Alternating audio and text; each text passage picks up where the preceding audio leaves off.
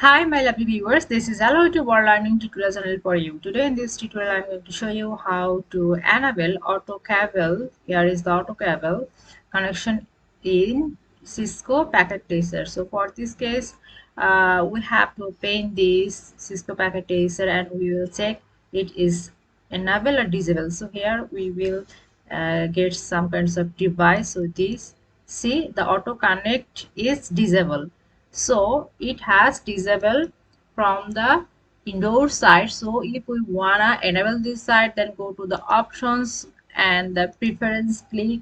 See, in interface options has keep the disable auto cable. So here it has mark, and if we unmark or unselected this, then it will work hopefully. So close, and again we'll try here this. Now the thing has been presented. See, it will work it very well. So thank you so much for watching this video. Please subscribe this channel. Hopefully this tutorial will help you so much.